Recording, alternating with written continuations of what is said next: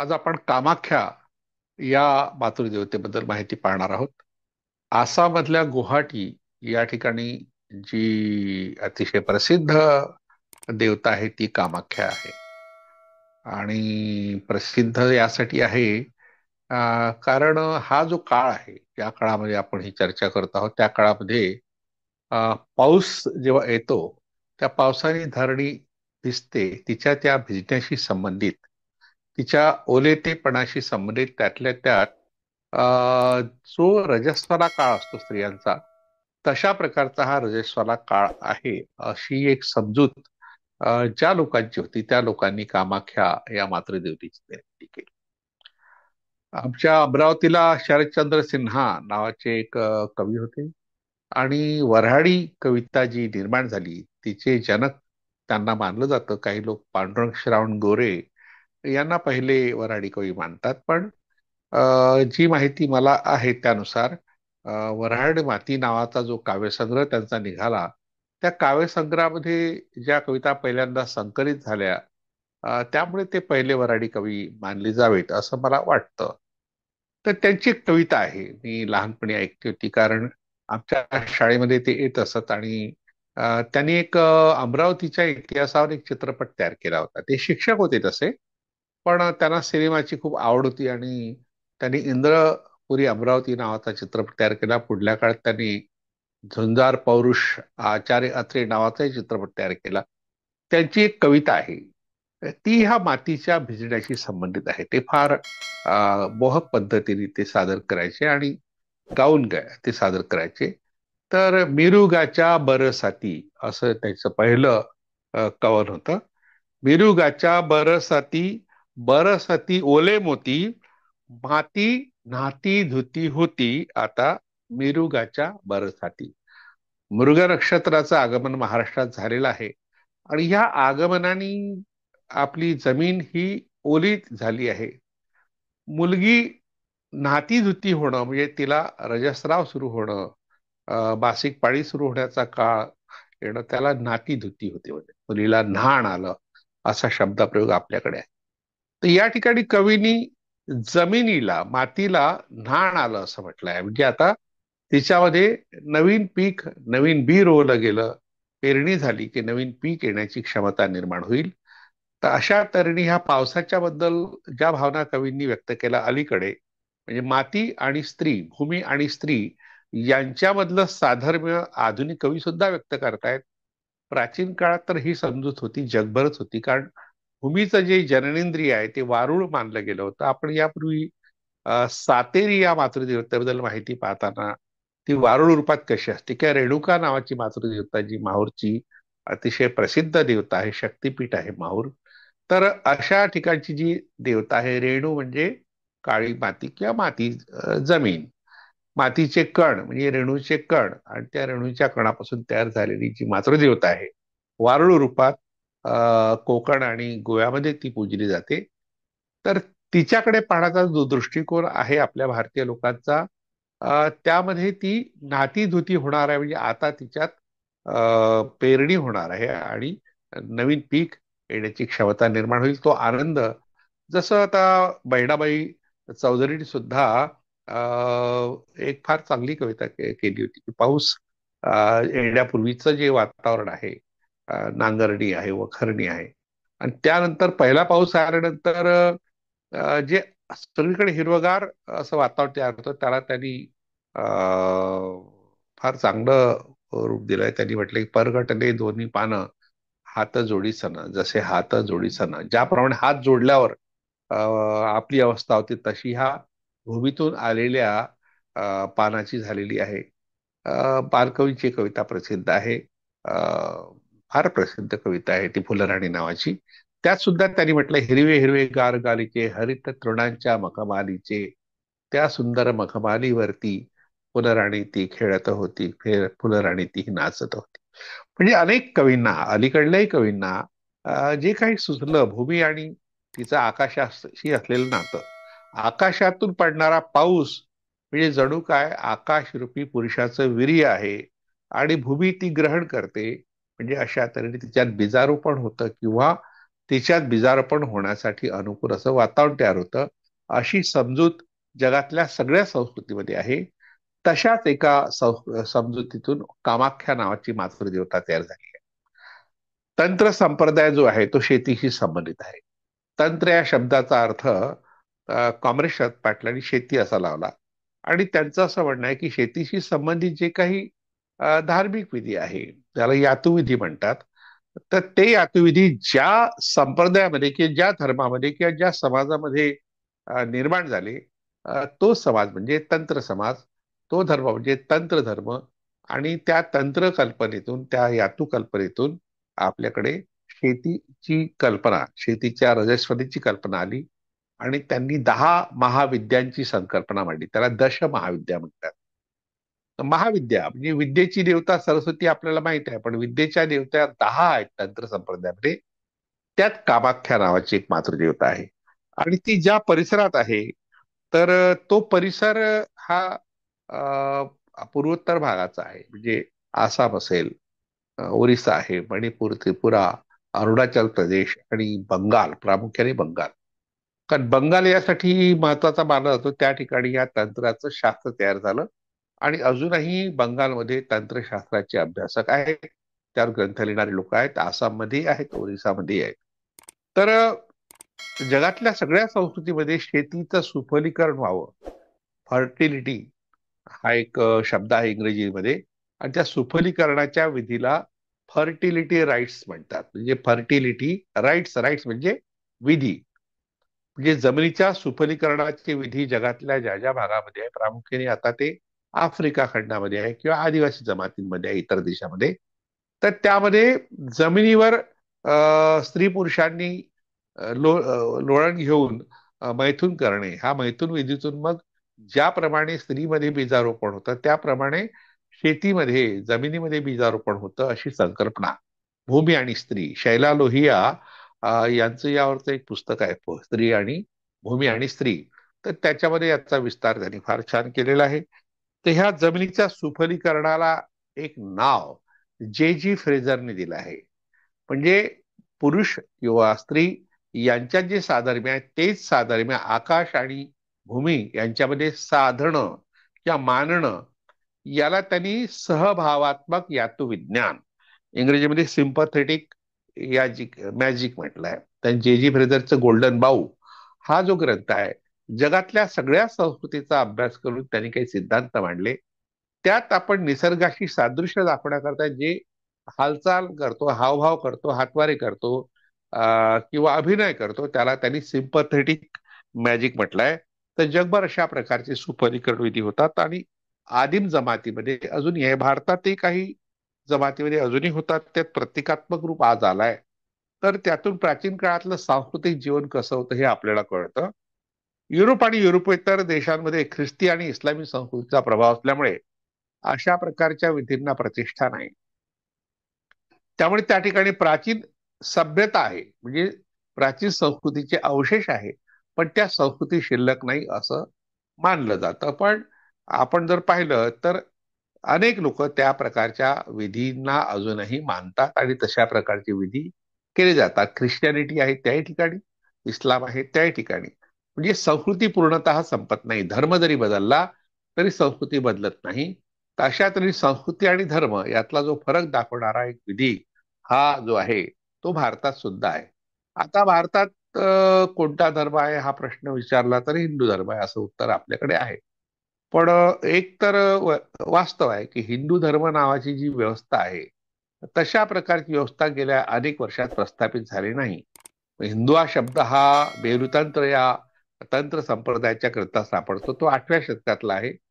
तर त्या ठिकाणी धर्म शब्द आलेला आहे, पण त्या धर्माचा ग्रंथ नाही, त्या धर्माचा निर्माता कोणी आहे असं सांगता येत नाही, किंवा त्याचे आचार कोणते आहे हे सुद्धा सांगता येत नाही. म्हणून खूप लोक आक्षेप घेतात आणि सर्वोच्च न्यायालयाने त्यावर शिक्कामोर्तब केलाय की हिंदू नावाचा धर्म नाही, तर हिंदू नावाची संस्कृती आहे.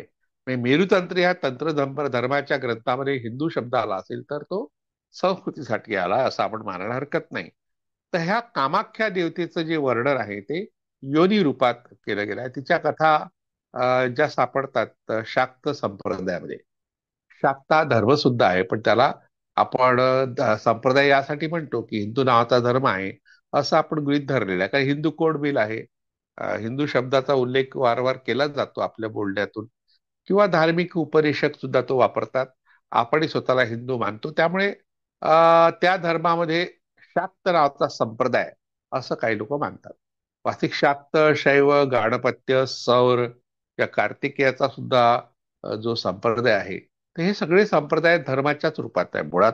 तर हा जो संप्रदाय शाक्त धर्माचा किंवा शाक्त नावाचा धर्म आहे, त्याच्यात कामाख्या नावाची देवी जी आहे ती कशी तयार झाली त्याबद्दलच्या कथा आहेत. आता हा कामेखा, तिचं नाव कामेखा असं आहे. म्हणजे आसाममध्ये तिला कामेखा या नावाने उल्लेखलं जातं. आणि आसाममधल्या कामरूप जिल्ह्यात ती आहे. आपण गुवाहाटीचा उल्लेख करतो, पण ती कामरूप जिल्ह्यात आहे.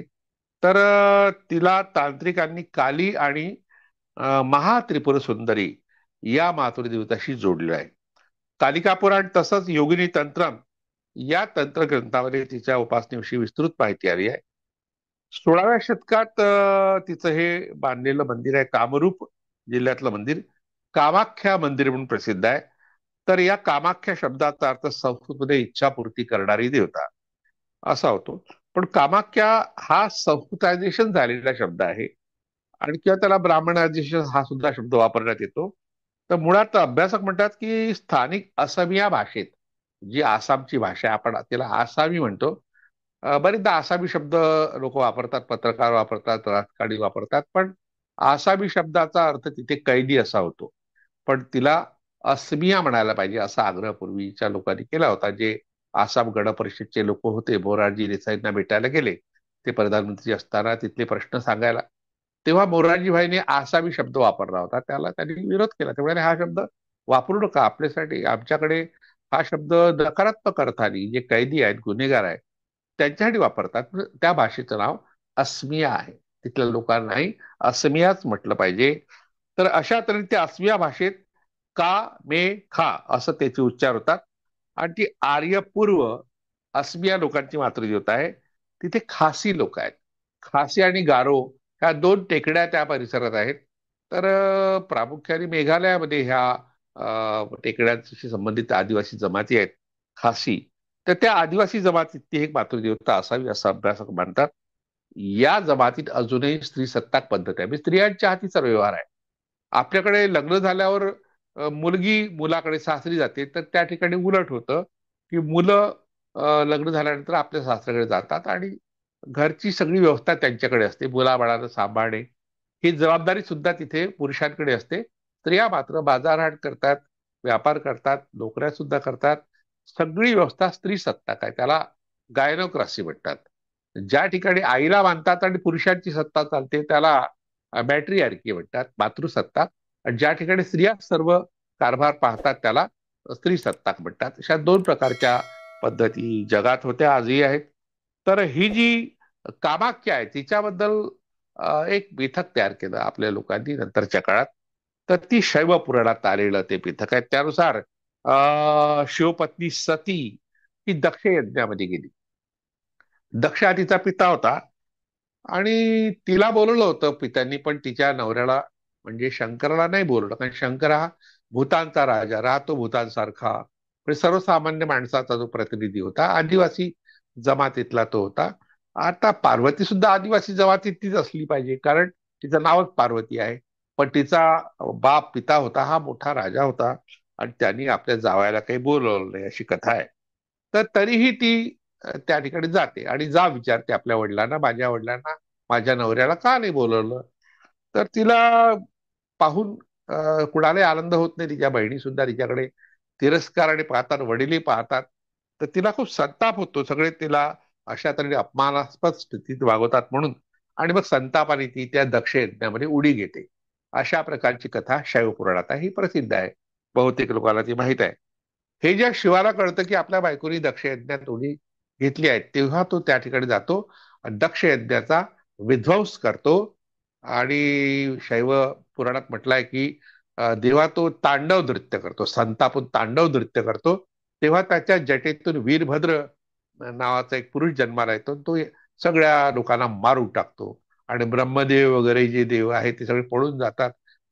काही ठिकाणी असा उल्लेख आहे श्रीधर कवींनी शिवलीलामृतात वर्णन केलाय की त्याची धोत्र वगैरे सुटतात, म्हणजे फटफजिती होते असं सांगितलं आहे. मग शिव तिथे काय करतो, त्या अर्धवट जळालेल्या पार्वतीचं किंवा जळालेल्या पार्वतीचा प्रेत खांद्यावर घेऊन आकाश मार्गे तो फिरायला लागला, म्हणजे आकाशातून तो फिरतो, अशी कथा आहे. सगळे घाबरतात. आणि मग जेव्हा तो आकाशातून जात असतो तेव्हा खालून काही लोक पाहत असतात, ते घाबरतात की हा अशा तऱ्हेने सतीचं प्रेत घेऊन गेलेला आहे. पार्वतीचं नाव सती आहे या ठिकाणी.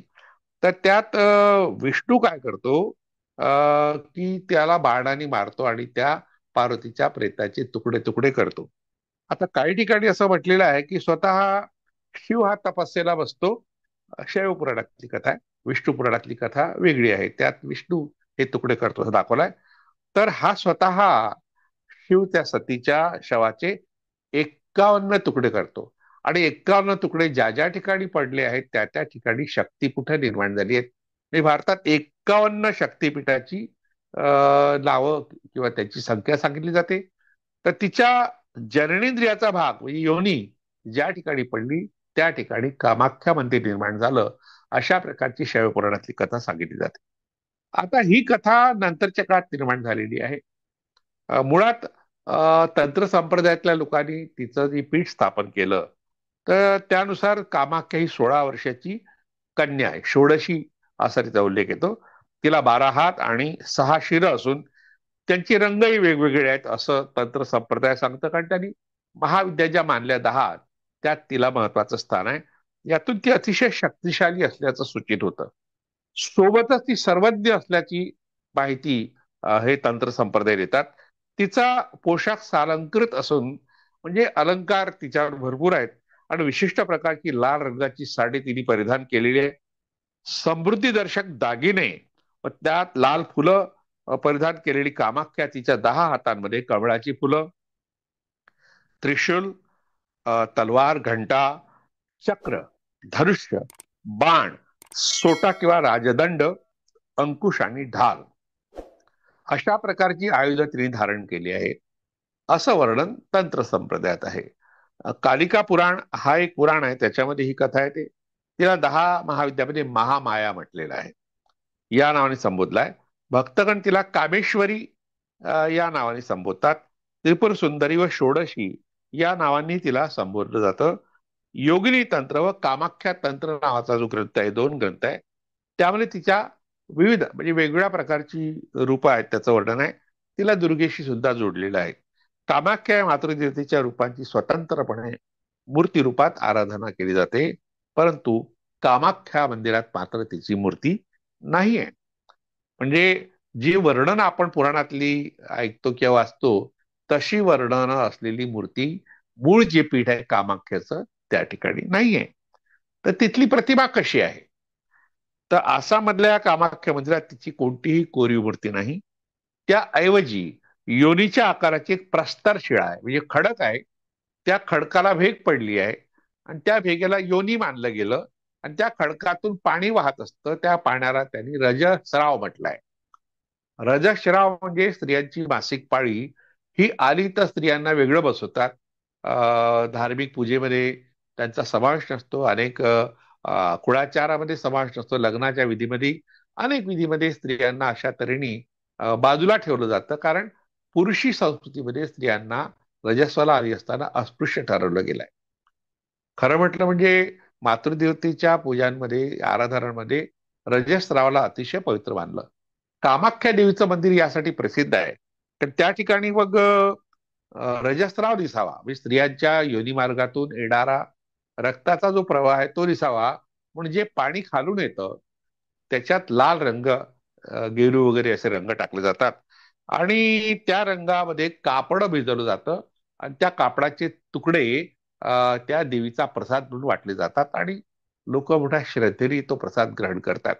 म्हणजे रजस्रावाला प्रतिष्ठा देण्याकरता अशा तऱ्हेने तंत्र संप्रदायाने कामाख्या देवीची मूर्ती, मूर्ती तर नाही पण ते रूप मानलं आणि रजस्रावाला सुद्धा प्रतिष्ठा दिली. तिचा रजस्रावाचा प्रसाद हा वाटला जातो.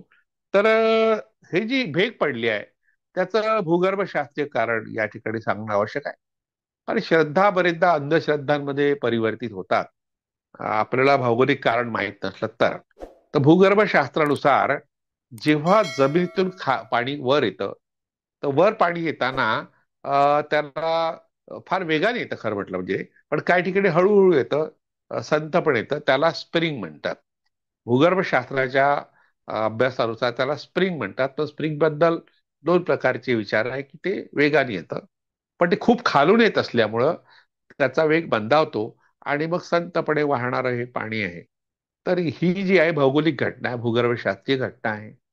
तर ही घटना कोणी पाहिली नाही, पण ज्यांनी कोणी पाहिली असेल त्याला असं वाटलं की भूमीची योनी आहे आणि तिच्यातून रजस्त्राव येतो आहे. तर तो ज्या काळात येतो, की हा पावसाळ्याचा काळ आहे, त्या काळात येतो. त्या काळात त्या ठिकाणी अंबुबाची उत्सव साजरा होतो. अंबू म्हणजे पाणी, म्हणजे पाण्याचा उत्सव. हा ओरिसा आणि बंगालमधला आणि आसाममधला फार महत्वाचा हा उत्सव आहे.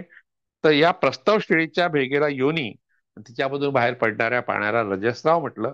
योनी पूजकांनी अशा तऱ्हेने या नैसर्गिक घटनेला धार्मिक रूप दिलं आणि तिची पूजा सुरू केली. तर आता त्या रजस्त्राव वाटावून कुंकू किंवा शेंदूर टाकतात. भाविकांना तो कामाख्येचा रजस्त्राव वाटतो. त्यांना माहित नसतं पुजाऱ्यांनी काय केलं. जगातल्या सगळ्या संस्कृतीमध्ये अशा तऱ्हेने धार्मिक लोकांना, भाविकांना आकर्षित करण्याकरता काही ट्रिक्स केले जातात. त्यातली ही ट्रेक आहे, एवढं आपण समजून घ्यावं. तर हा प्रसाद वाटल्यावर लोक त्याचा कपाळावर टिळा सुद्धा लावतात. तर ही साधारणपणे 2 किलोमीटर उंचीवर असलेली जी देवी आहे, त्याला नील पर्वत म्हणतात. आणि तंत्रधर्मात करतोया नदीपासून ब्रह्मपुत्र नदीपर्यंतच्या त्रिकोणाकार प्रदेशाला कामरूप म्हणतात, असा उल्लेख आहे. परंतु आज तशी स्थिती नाही. या परिसरात सौभारपीठ, श्रीपाद, रत्नपीठ, विष्णुपीठ, रुद्रपीठ आणि ब्रह्मपीठ या नावाने ओळखली गेलेली काही सिद्धपीठ आहे. परंतु त्या सर्वांमध्ये कामाख्यापीठ अतिशय महत्वाचं मानलं जातं. या ठिकाणचं मंदिर कुचबिहारचा राजा विश्वसिंह आणि शिवसिंह यांनी बांधलं होतं असं म्हणतात. या आधीचं मंदिर बंगाली आक्रमक काला पहाड याने पाडून टाकलं होतं. इसवी सन 1964 पर्यंत तेथील प्राचीन मंदिराला आनंदाख्या या नावाने सुद्धा ओळखलं जात असे.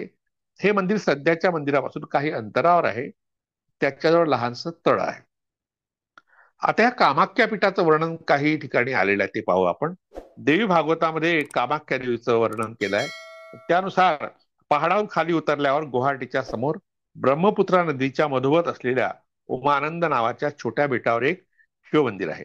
येथील आनंद मूर्तीला भैरव, कामाख्याचा जो रक्षक आहे, या नावाने ओळखतात. कामाख्या पीठाविषयी 10व्या शतकात रचलेल्या कालिका पुराणात खालील वर्णन आहे. त्यात असं म्हटलंय, पुराण आणखी वेगळी वर्णनं करतात, ती सुद्धा आपण पाहिली पाहिजेत. शिवाला म्हटलं की प्राण्यांची सृष्टी निर्माण केल्यावर मी काही काळ गेल्यावर दक्षकन्या सतीला पत्नी रूपात स्वीकार. ती स्त्रियांमध्ये श्रेष्ठ होती. ती माझी अत्यंत प्रिय अशी पत्नी होती. आपल्या पित्याने यज्ञप्रसंगी माझा अपमान केलेला पाहता तिने आपले प्राण संपवले. मी मोहाने व्याकुळ झाल्यावर सतीचं मृत शरीर खांद्यावर उचलून समस्त चराचर जगात भ्रमण करू लागलो. इतरत्र भटकत असता त्या श्रेष्ठ स्थळी आलो. या श्रेष्ठ स्थळी आलो, कामाख्याच्या स्थळी. ज्या ज्या ठिकाणी सतीचे अवयव पडले तिथे माझी शक्ती सती म्हणजे योग निद्रा याच्या प्रभावाने पुण्यतम स्थळ बनलेत. या कुब्जिका पठात, कुब्जिका पीठ म्हटलंय त्याला, कामाख्या सतीचं योनी मंडळ पडलं. या ठिकाणी महामाया देवी विलीन झाली. माझ्या पर्वतरूपी शिवामध्ये देवीचं विलिनीकरण झाल्यामुळे या पर्वताचं नाव नीलवर्ण असं झालं. या महातुंग उंच पर्वत पाताळाच्या तळापर्यंत पोहोचला. आता ह्या कथा पुराणिकांनी आपल्या जाणीवेनुसार, त्यांना जे जाणवलं त्यानुसार लिहिलंय.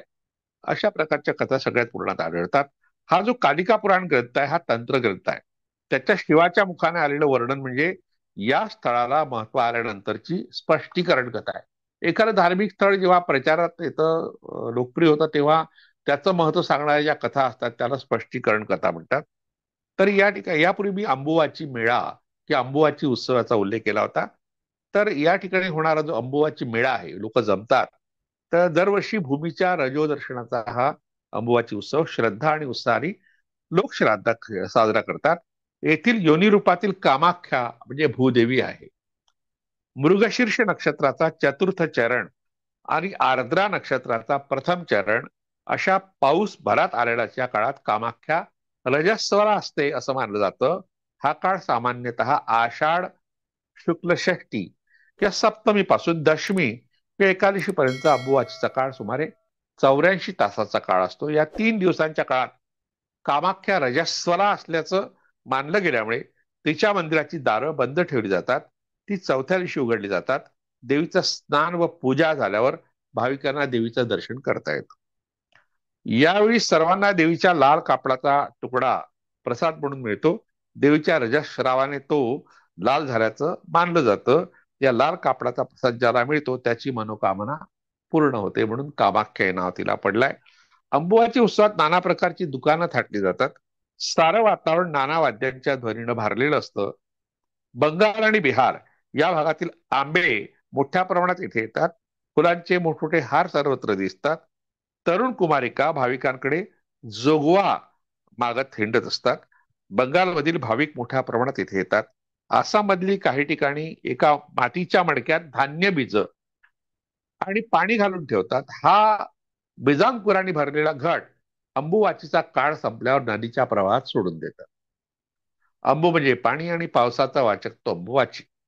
हा काळ वर्षातून एकदा येत असला तरी कामाख्या ही स्त्रीप्रमाणेच दर महिन्याला रजस्वला होते अशी एक श्रद्धा आहे.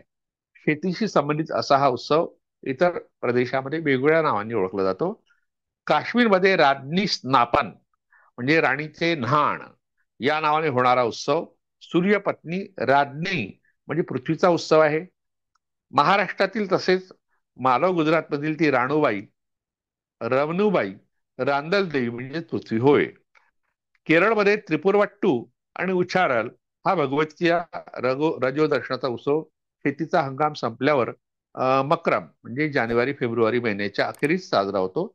ओरिसामध्ये ज्येष्ठ महिन्याच्या अखेरचा दिवस आणि आषाढ महिन्याचे पहिले 2 दिवस असा 3 दिवसाचा रज उत्सव पृथ्वीच्या रजस्वलावस्थेचा काळ म्हणून मानला जातो. या काळात ओरिसात सार्वजनिक सुट्टी असते. म्हणजे अशा तऱ्हेने याला राजकीय आधार सुद्धा आहे. तंत्र संप्रदायात सर्जनाशी संबंधित रजोद्रव्याचं अधिक महत्व आहे. रजस्वलेच्या योनीची पूजा या संप्रदायात श्रद्धेने केली जाते. या श्रद्धेचे पडसाद ऋग्वेदातील श्री सुक्तातील आर्द्रा या विशेषणाने संबोधल्या गेलेल्या मातृदेवतेच्या प्रार्थनेने म्हटले आहे. म्हणजे आपल्याला या देवीचं मूळ शोधायचं असेल तर ते आर्द्रा या मातृदेवतेत सापडतं आणि ऋग्वेदात त्याचा उल्लेख आहे. म्हणजे साधारणतः 5,000 वर्षाचा इतिहास किमान या मातृदेवतेचा आहे. तर या सगळ्या गोष्टीची माहिती आपल्याला जी मिळाली ती माझ्या आदी माया या पुस्तकातून मिळाली. या शेवटला लेख जो आहे तो कामाख्या देवीचा आहे. आताचा जो काळ आहे पावसाच्या प्रारंभाचा आणि पुढे हा ज्येष्ठ महिना आहे आणि पुढचा महिना हा आषाढ आहे.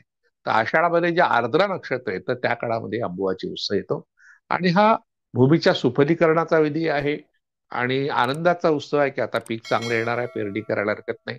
आता पेरण्या सुरू होतील आणि मग आपण अंबुवाची उत्सव साजरा करू.